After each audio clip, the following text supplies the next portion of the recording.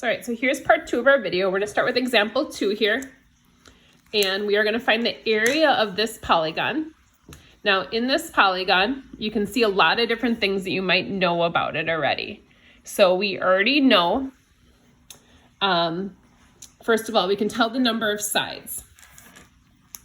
So I know it's 1, 2, 3, 4, 5 sides. So the number of sides is n is gonna be 5. Now I need to figure out the side length and the apothem because I want A, N, and S. Now I know N. I can figure out S, but I actually already know A, and that's this little line here from the center to the edge is going to be our little a, so 6.5. Now 8 is not my side length. My side length is going to be this whole side, but I can find half of it because this is a little right triangle. I know the apothem is always a right angle with the side, so I can find this little x here, and then this one is also x, so I'll double it to find the side length. So I have to take a few steps to find my side length here.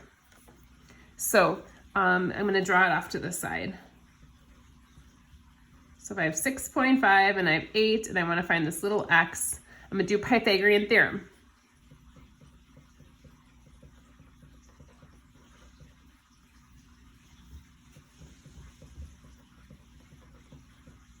I'm doing a little bit of work kind of in my head or off to the side here. So square root of 21.75 is 4.66. And that's my little x here. Now that's only this part.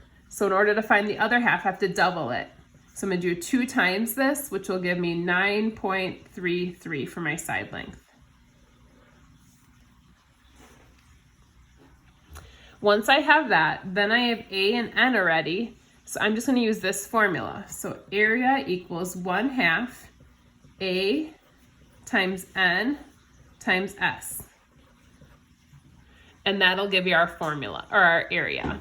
So I multiply all 3 of those together, and I'm going to find out my area is 151.6, and then this is just going to be square units. They didn't give me any units in this case.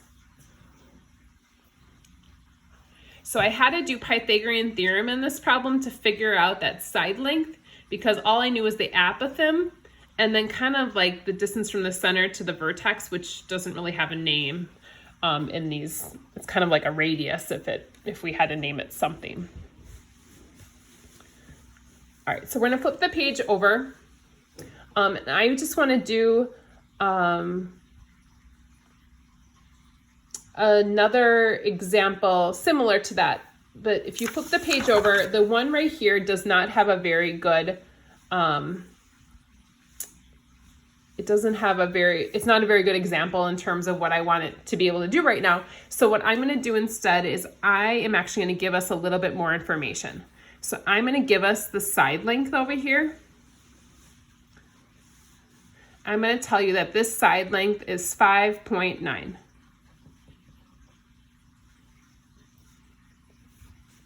Now this is 5, this is 5.9.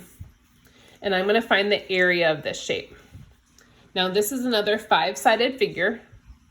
So I'm going to do my formula, but I have to figure out what A, N, and S are.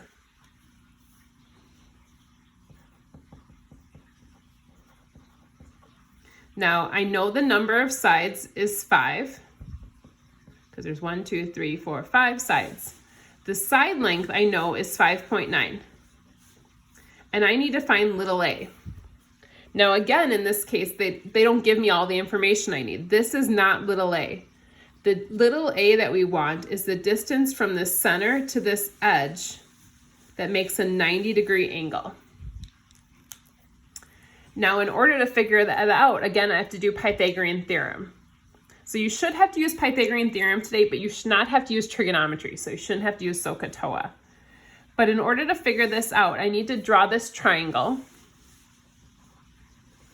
I'll draw it up here, where this is 5, but this is not 5.9. I have to take half of it. So half of 5.9 is going to be 2.4 or 94, I believe.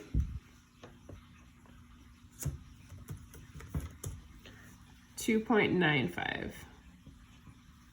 So that's this half of this whole side length.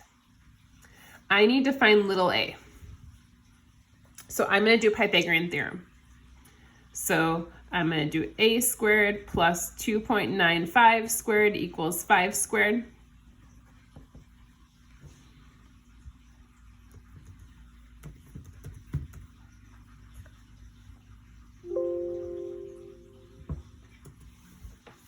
So I get a squared equals 16.29 eighths or something like that. I'm going to take the square root of that. If I can find the square root. Sorry, I'm not using my normal calculator.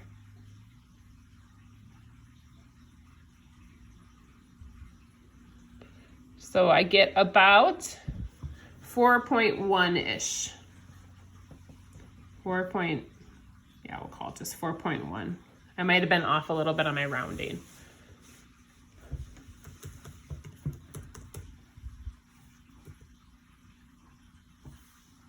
Yeah, it's more like 4.04, right? 4.05. So that's my little a. Once I have that, then I'm going to substitute that back in to find my area. 1/2, my little a is 4.04. My n is 5. My s is 5.9. That's my side length. I'm going to multiply those all together, and I get about 59.4, and this one's going to be centimeters squared. So now I'm going to tell you guys, some of the homework problems are going to give you all the information you need right away. So you may not have to use Pythagorean theorem in every single problem. So don't think you do. So be careful with that.